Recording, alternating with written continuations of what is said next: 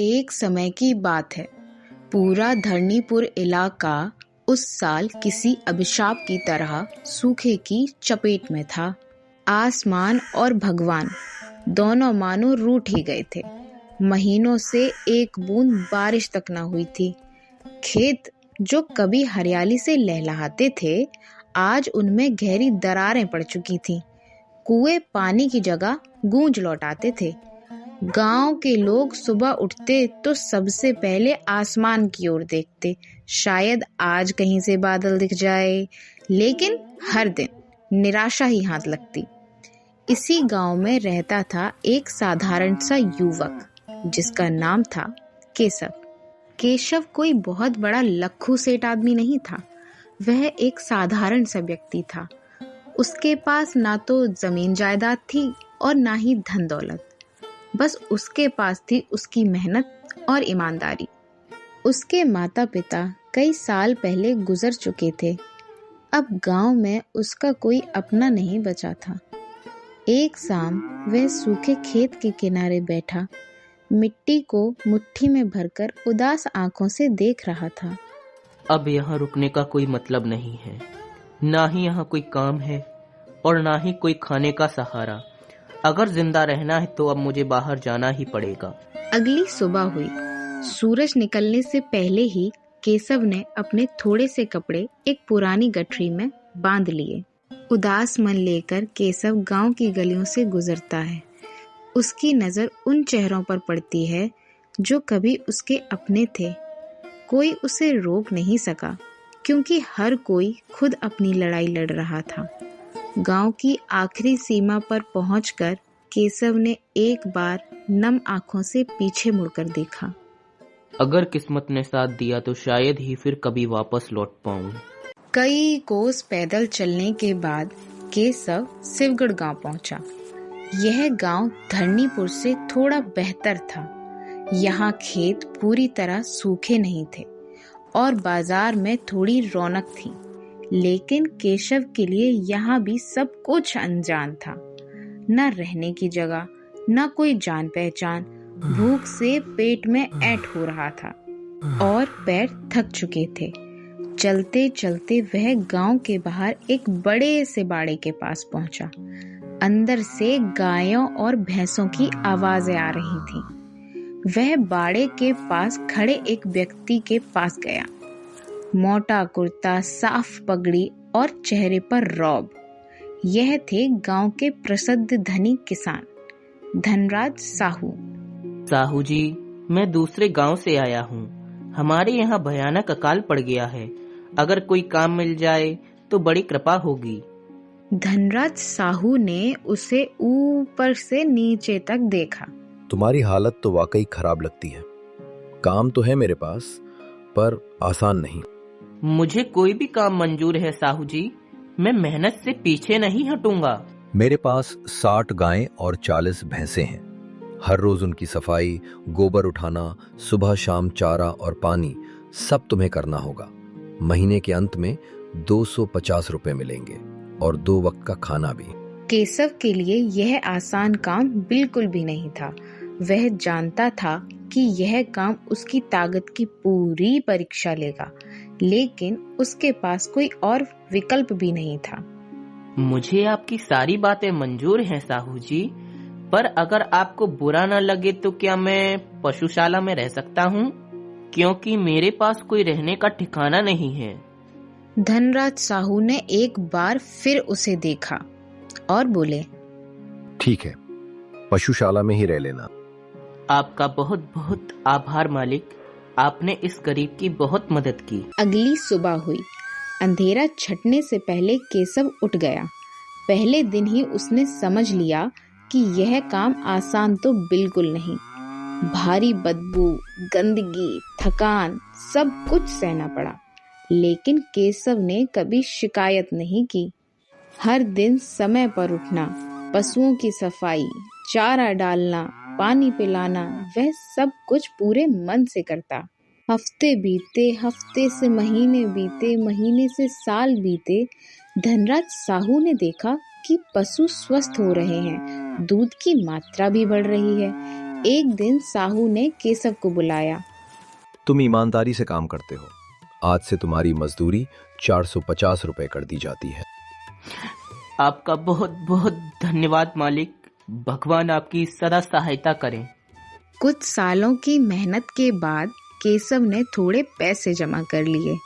उसने गांव के किनारे एक छोटी सी झोपड़ी बनवाई। पहली रात जब वह अपने घर में सोया तो उसने गहरी सुकून की सांस ली। अपनी छत और अपनी जगह की तो बात ही कुछ और होती है। समय बदला। शिवगढ़ गांव में चोरी की घटनाएं दिन ब दिन बढ़ने लगी। केशव के मन में डर बैठ गया। एक दिन वह साहू जी के पास गया और बोला, साहू जी, मेरे पास जो पैसे हैं उनकी सुरक्षा की चिंता मुझे हर पल सताती रहती है। क्या आपके पास मेरी चिंता के लिए कोई समाधान है? धनराज साहू सोच में पड़ गए। कुछ देर बाद बोले, गांव में सबसे सुरक्षित जगह जमींदार हरिविलास सिंह की हवेली है। लोग उन्हें बहुत ईमानदार कहते हैं। तुम्हारे पैसे वहां पूरी तरह सुरक्षित रहेंगे। केशव साहू जी की बात के अनुसार अपने सारे पैसे जमींदार हरविलास को देने निकल पड़ता है। चलते चलते रास्ते में केशव की मुलाकात एक व्यक्ति से होती है। और भैया, कहाँ को जा रहे हो? यही जमींदार हरिविलास सिंह की हवेली में जा रहा हूँ। अच्छा, ठाकुर साहब की हवेली में जा रहे हो? बढ़िया है। वो तो बहुत ईमानदार है, गरीबों की मदद करते हैं। उनके यहाँ रखा पैसा कभी नहीं डूबता है।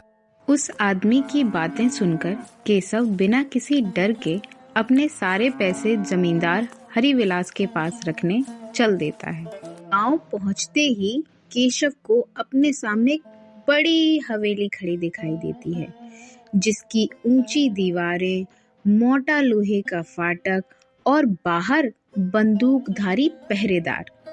यही थी गांव के जमींदार हरविलास सिंह की हवेली। केशव अंदर जाने लगा। जैसे ही केशव अंदर चला, एक सिपाही ने उसे डांटते हुए कहा, कहाँ चले आ रहे हो? रुको वहीं। मुझे ठाकुर साहब से मिलना है, कुछ जरूरी काम है।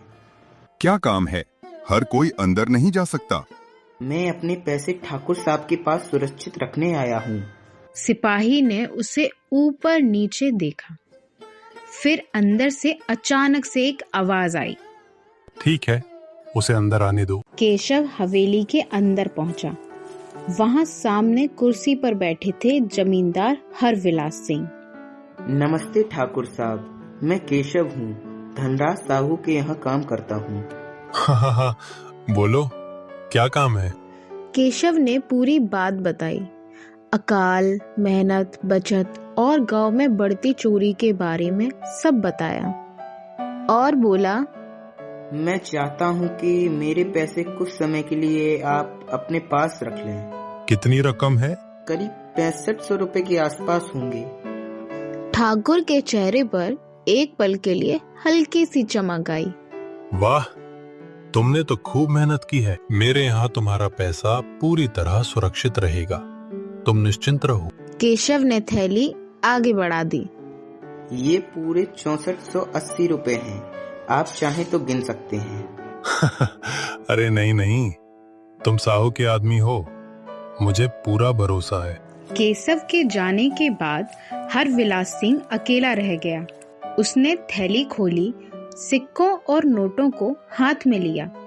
गरीब लोग भी अब पैसा जमा करने लगे हैं, मौका अच्छा है। समय का पहिया चलता रहा। केशव पहले की तरह ईमानदारी से काम करता रहा।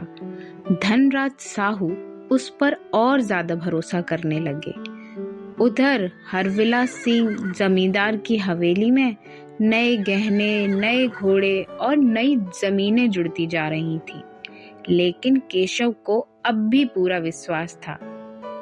मेरे पैसे तो ठाकुर साहब के पास सुरक्षित रखे हुए हैं। एक शाम केशव अपनी झोपड़ी के बाहर बैठा हुआ था। हवा में हल्की ठंडक थी। केशव सोच रहा था, अब काफी साल हो गए हैं, क्यों ना अपनी खुद जमीन खरीदूं, खुद खेती करूं, तभी सच में मैं आगे बढ़ पाऊंगा। उसने हिसाब लगाया। घर में रखे पैसे और ठाकुर के पास रखी रकम मिलाकर एक छोटी जमीन खरीदी जा सकती है।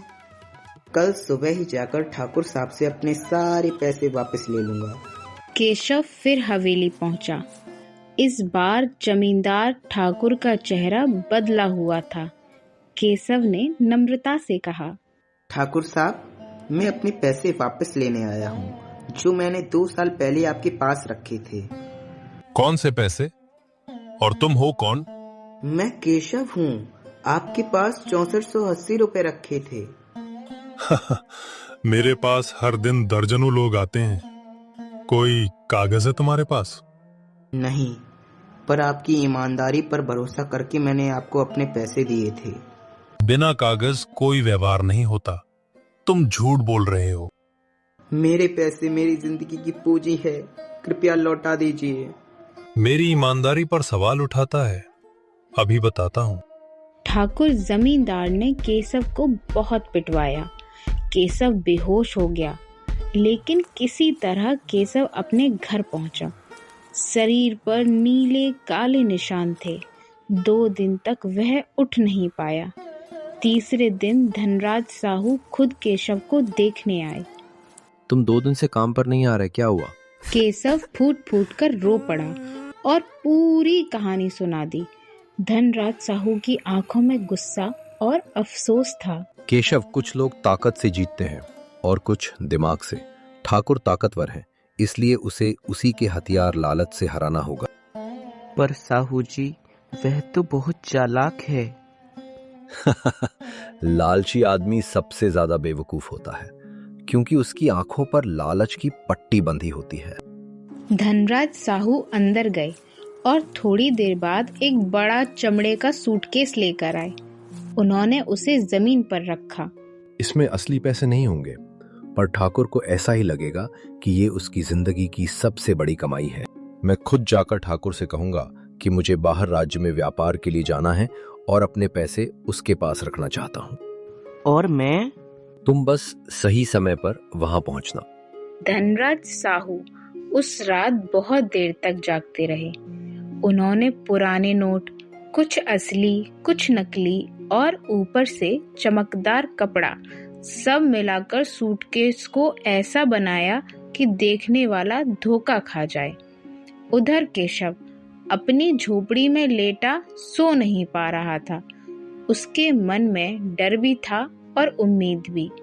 अगर यह चाल भी नाकाम हो गई तो फिर क्या होगा?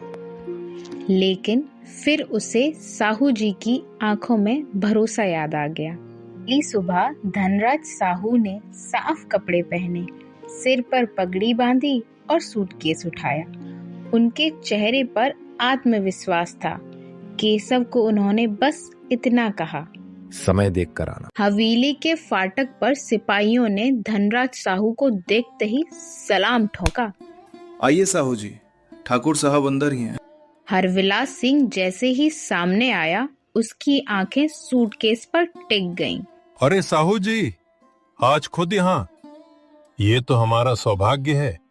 ठाकुर साहब, कुछ महीनों के लिए मुझे दूर राज्य में व्यापार के सिलसिले में जाना पड़ रहा है। ये करीब 1 लाख से ज्यादा राशि है। डर लगता है कहीं चोरी ना हो जाए। आप चिंता ना करें, आपका पैसा मेरी इज्जत है। आज तो किस्मत खुल गई।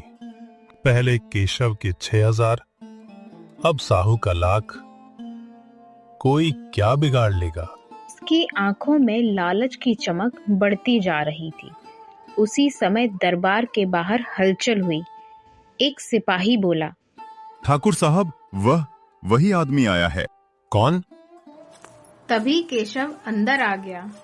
अरे केशव, कहाँ चले गए थे तुम? मैं तो तुम्हें खोज ही रहा था। उस दिन गलतफहमी हो गई थी। मेरे आदमियों ने ज्यादा सख्ती कर दी। ये लो, तुम्हारे पूरे 6480 रुपए। दरबार में एक पल के लिए सन्नाटा छा गया। केशव ने पैसे लिए, पर वह कुछ नहीं बोला और धीरे से बाहर चला गया। धनराज साहू ने सब कुछ देखा और बोले, ठाकुर साहब, आप तो सच में बड़े ईमानदार निकले। मेरी यही पहचान है। तभी धनराज साहू का नौकर हांफता हुआ अंदर आया। मालिक, अभी संदेश आया है, व्यापारी खुद शिवगढ़ आ रहे हैं, आपको बाहर जाने की जरूरत नहीं। अरे फिर तो ये पैसा यहाँ रखने का कोई मतलब नहीं। पर आपने तो कहा था कि आप पैसे यहाँ रखेंगे। कहना और करना अलग बात होती है ठाकुर साहब। उन्होंने सूटकेस उठाया और चल पड़े। ठाकुर जमींदार तिजोरी के पास खड़ा रह गया। उसके हाथ से सब फिसल चुका था। केशव का पैसा, साहू का भरोसा और उसकी नकली इज्जत। वह बुदबुदाया, हे भगवान, सब चला गया। हवेली के बाहर केशव खड़ा था। धनराज साहू ने उसके कंधे पर हाथ रखा। देखा, सच देर से सही पर जीतता जरूर है। हवेली के अंदर हरविलास सिंह अकेला बैठा था। वही हवेली जहां कभी हुक्म चलते थे, आज वहीं खामोशी चीख रही थी। उसके हाथ कांप रहे थे। साहू ने मुझे मेरी ही चाल में फंसा दिया। वह समझ चुका था, यह सिर्फ पैसे की हार नहीं थी, यह रुतबे की हार थी।